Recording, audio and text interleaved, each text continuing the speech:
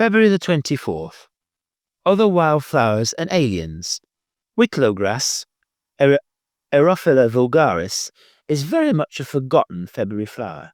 It has a habit of growing on the tops of walls among lime green moss and has been likened in such situation, when it's in flower, to powdered snow. Some authors have talked about its perfect miniature beauty. It is yet another harbinger of spring, its presence in the past indicating to farmers that it was time to sow their barley. As its name suggests, it was also used to cure nail infections. Its white flowers are nondescript, but it has handsome seed pods, which are not unlike tiny green hand mirrors. It is now mainly confined to dry gravel paths and the well-drained walls in South London. John Gerard, supervisor of Lord Burleigh's garden in the Strand, said it was plentiful in Chancery Lane, but alas, you won't find it there today. Butterbur Petasites hybridus is another strange plant occasionally encountered this month.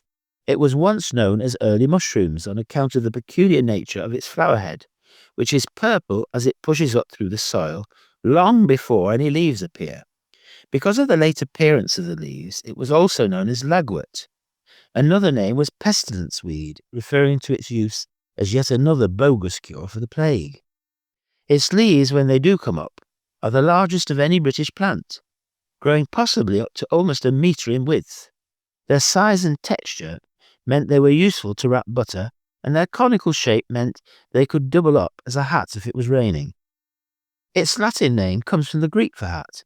Shepherds were often depicted wearing a similar shaped hat, not unlike that worn by the messenger of the gods Mercury, though his hat usually has wings on its side.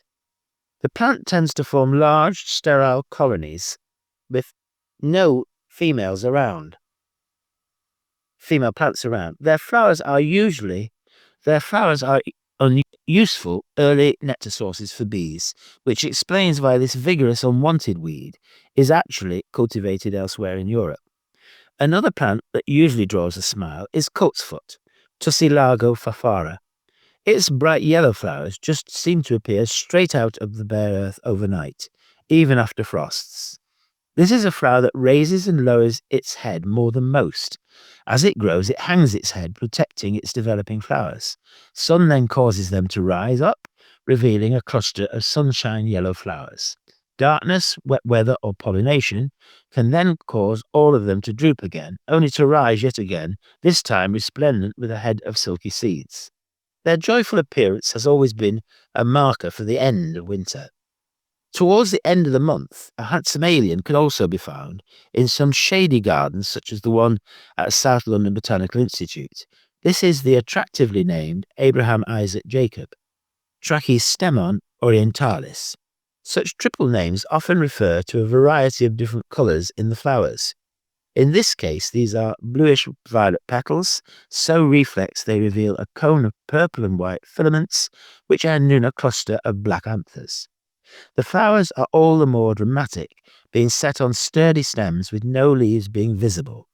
Its home is the Caucasus, but the plant only reached London via Petersham Common in the 1940s, where it can still be found. Another less attractive alien is the three-cornered leek, Allium trichitron, which is now getting a little bit too common